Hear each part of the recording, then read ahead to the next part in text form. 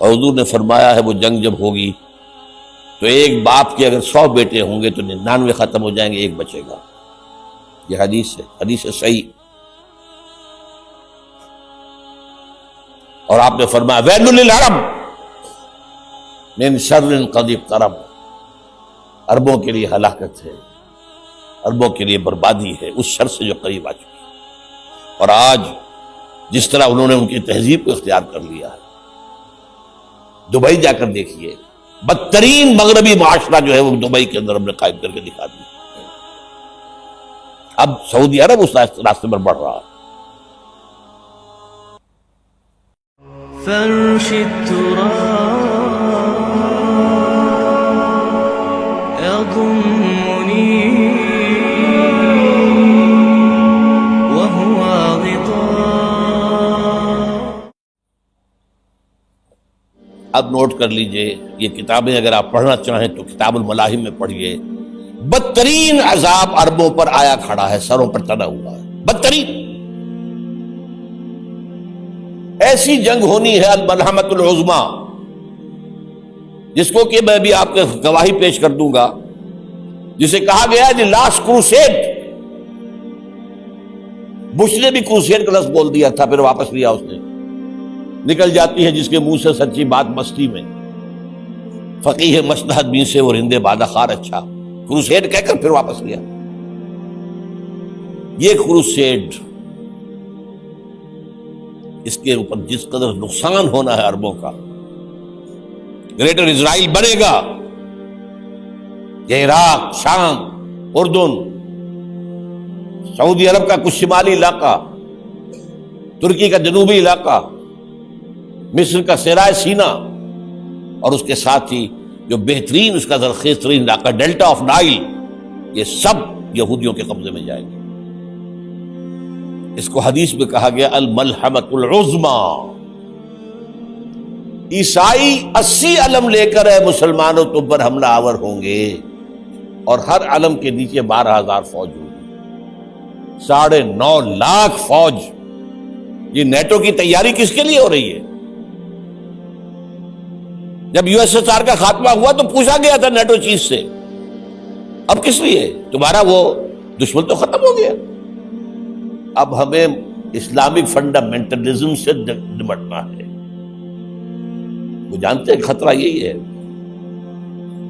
اب اسلام ابھر سکتا ہے، مسلمانوں کے سینوں کے اندر وہ آگ ہے، اوپر خاکستر آ گیا ہے، تو کہ اٹھانا بیٹھنا، یہ اندر تو انگارہ ہے، اوپر سے راکھ ہے، اس سے دھوکہ نہ کھا جانا ان کے دلوں کے اندر۔ اور بش نے کہا تھا مسلمان چاہتے ہیں کہ ہسپانیہ سے لے کر انڈونیشیا تک نظام خلافت قائم کریں، اور میں حیران ہوا تھا کہ اس کم وقت کو ہسپانیہ کا خیال کیسے آ گیا؟ ہمیں تو کبھی آتا ہی نہیں، اب ہم تو بھول گئے، وہ تو 500 برس پرانی بات ہے جبکہ وہاں سے ہمیں نکال دیا گیا تھا۔ اگرچہ اقبال نے کہا تھا ہے ارض فلسطین پہ یہودی کا اگر حق، ہسپانیہ پر حق نہیں کیوں اہل عرب کا؟ ہسپانیہ میں تو 800 سال حکومت کی مسلمانوں نے، اور ابھی 500 برس ہی گزرے ہیں نا۔ یہودی تو ارض مقدس سے 2000 سال نکالے گئے، انہیں لا کے آباد کیا گیا، عربوں کے سینے میں خنجر بھونک دیا گیا۔ وہ چھوٹا سا ملک جو چاہتا کرتا، کوئی پوچھنے والا نہیں۔ امریکہ جیسے اپنے بیٹے کی حفاظت کرے ویسے کرتا اس کی۔ اور حضور نے فرمایا ہے وہ جنگ جب ہوگی تو ایک باپ کے اگر 100 بیٹے ہوں گے تو 99 ختم ہو جائیں گے، ایک بچے گا۔ یہ حدیث ہے، حدیث صحیح۔ اور آپ نے فرمایا ویل للعرب من شر قد اقترب، عربوں کے لیے ہلاکت ہے، عربوں کے لیے بربادی ہے اس شر سے جو قریب آ چکی ہے۔ اور آج جس طرح انہوں نے ان کی تہذیب کو اختیار کر لیا ہے، دبئی جا کر دیکھیے، بدترین مغربی معاشرہ جو ہے وہ دبئی کے اندر ہم نے قائم کر کے دکھا دیا۔ اب سعودی عرب اس راستے پر بڑھ رہا ہے۔ لیکن میں اس کے وہ پہلی بات جو کہہ رہا ہوں وہ تو یقینی ہے، اس میں تو احادیث صحیحہ موجود ہے۔ اگرچہ اس کے بعد پانسا پلٹے گا، پھر حضرت مہدی کا ظہور ہوگا، حضرت عیسیٰ کا نزول ہوگا، اور وہ گریٹر اسرائیل گریٹر گریو یارڈ بنے گا یہودیوں کا، ایک ایک یہودی قتل ہوگا اور دفن ہوگا۔ یہ بات میں ہونا ہے، میں پہلی بات پرچ کر رہا ہوں۔ وہ پاسا پلٹے گا جب پلٹے گا، ابھی جو سامنے ہے وہ کیا ہے؟ جسے ملحمۃ العظمیٰ کہا حضور نے، جسے آرمگیڈون کہتے ہیں عیسائی۔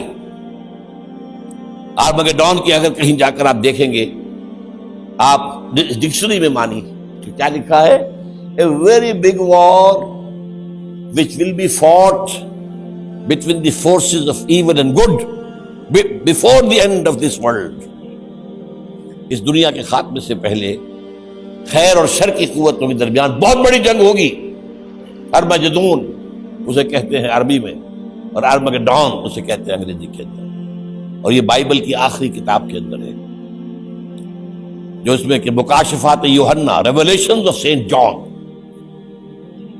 یہ تو میں کہہ رہا ہوں یقین کے ساتھ، اور زیادہ دور نہیں آیا چاہتا ہے،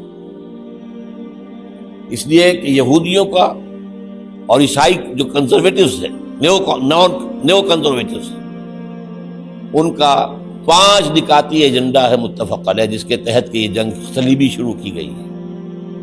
وہ سن لیجئے آپ۔ آرمگیڈون نمبر 1، گریٹر اسرائیل قائم ہو جانا اس کے نتیجے میں نمبر 2، مسجد اقصیٰ اور قبۃ الصغریٰ کو گرانا نمبر 3، وہاں 3rd ٹیمپل، وہ مسجد جو حضرت سلیمان نے بنائی تھی